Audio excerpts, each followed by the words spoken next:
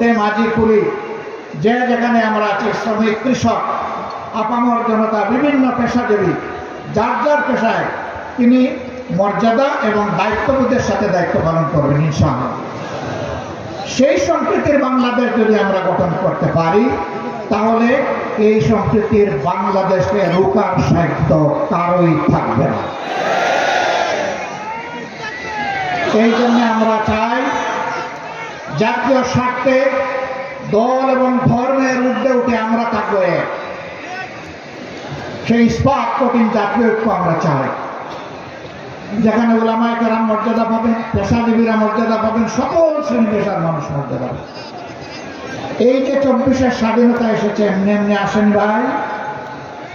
2006 সালের 28 অক্টোবর স্পষ্ট দিবালোকে আলোকে বইটা দিয়ে আদম সন্তানদেরকে হত্যা করার পর যখন তাদের নিথর দেহ পড়ে পাচ্ছিল, তখন তার উপর উঠে বিকৃত রুচির ওই খুনিরা তখন তারা লাফালাফি করেছিল। সেই দিন বাংলাদেশ পথ হারিয়েছিল। সেই পথ হারা বাংলাদেশ দীর্ঘ ত্যাগের পর আবার আল্লাহর অশেষ মেহেরবানিতে 2024 সালের 5 আগস্ট আবার তার পথে ফিরে এসেছে। এর মাঝে অনেক রক্ত দিতে হয়েছে। 57 জন কমিটির দেশপ্রেমিক 24 সেনা অফিসারকে খুন করা হয়েছে 2009 সালের 25 এবং 26 ফেব্রুয়ারি ঢাকার তিনখানায় তৎকালীন বিডিআরের সদর দপ্তরে। এরপরে কলিজার টুকরা আমাদের মাতার তার শীর্ষ নেতৃবৃন্দকে বিচারের নামে জুলুম করে খুন করা হয়েছে। এই খুনের প্রতিবাদ যারা করেছেন, অন্যায়ের প্রতিবাদ করেছেন, তাদেরকে গ্রামে গঞ্জে খুন করা হয়েছে। আগেই বলেছি সবচেয়ে বেশি খুনের ঘটনা ঘটেছে এই সাতক্ষীরা। তারপরে আপনাদের পার্শ্ববর্তী জেলা ঝিনাইদহে এইভাবে বিভিন্ন জায়গায় খুনের তাণ্ডব চালানো হয়েছে।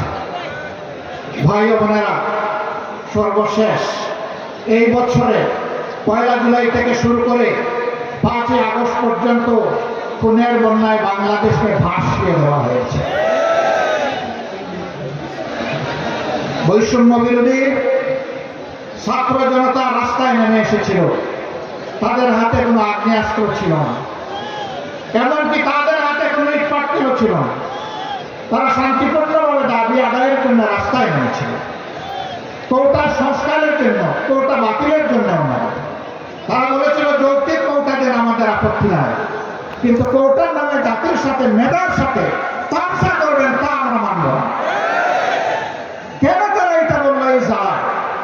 তাদের বিরুদ্ধে মানুষের কিনা, এদেশের মানুষের কিনা অস্ত্র এবং বুলেট দিয়ে জাতির বিরুদ্ধে তাদেরকে পাঠিয়ে দেওয়া হলো। একদিকে সরকারি বাহিনীকে নামিয়ে দেওয়া হলো, আরেকদিকে সরকার তাদের সশস্ত্র গুন্ডাদেরকে নামিয়ে দিল। এই উভয় পক্ষের আঘাতে আঘাতে জর্জরিত হয়ে 1,500-এর কম বেশি আদম সন্তান শুধু এই ক্ষুদ্র সময়ের ভিতরে দুনিয়া থেকে বিদায় নিয়েছেন। 6 সালের 28 অক্টোবর থেকে শুরু করে 24 সালের 5 আগস্ট পর্যন্ত জালিমের জুলুমের শিকার হয়ে যারা বিদায় নিয়েছেন, আল্লাহর দরবারে দোয়া করে আল্লাহ তাআলা তাদেরকে শহীদ হিসাবে কবুল করুন। তাদের পরিবারকে আল্লাহ মর্যাদা দান করুন। এই পরিবারগুলো জাতির সম্পদ। আজীবন আল্লাহ তাআলা এই পরিবারগুলোর কাছে আমাদের ঋণ। প্রিয় সাতক্ষীরাবাসী, আজকে আসার পথে আমি দেখলাম এরকম আরো 3টা মাঠ উপচে পড়া মানুষ রাস্তাঘাটে। এই মাঠে তাদেরকে সুযোগ দেওয়া যায়নি বলে আমি সবার পক্ষ থেকে দুঃখ প্রকাশ করছি। আল্লাহ তাআলা আসমান অসীম, জমিন সসীম। সেই সসীম জমিনের ছোট্ট একটা টুকরা আমরা পেয়েছি। আমরা এই বাংলাদেশকে প্রাণ উজাড় করে ভালোবাসতে চাই।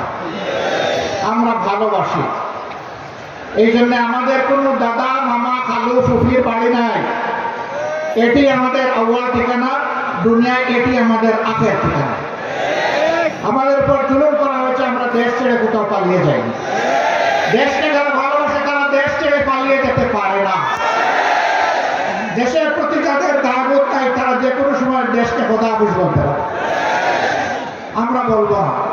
আমরা আমাদের আল্লাহর কাছে আমরা খুবই বিনীত কৃতজ্ঞ। তিনি এমন একটি সুন্দর দেশে আমাদেরকে পয়দা করেছেন। আমরা এই দেশ নিয়ে বাঁচতে চাই, এই দেশেই অন্যায়ের বিরুদ্ধে লড়তে চাই এবং এই দেশকেই আমরা দুনিয়ার একটা শ্রেষ্ঠ দেশে পরিণত করতে চাই। এই সংগ্রামের দায়িত্ব আপনাদেরকে নিতে হবে। আপনারা নেওয়ার জন্য প্রস্তুত? এই হালকা প্রস্তুতি হবে না, আওয়াজ দেন আপনারা প্রস্তুত? আলহামদুলিল্লাহ, আল্লাহ কবুল করুন। আজকে সারা বাংলা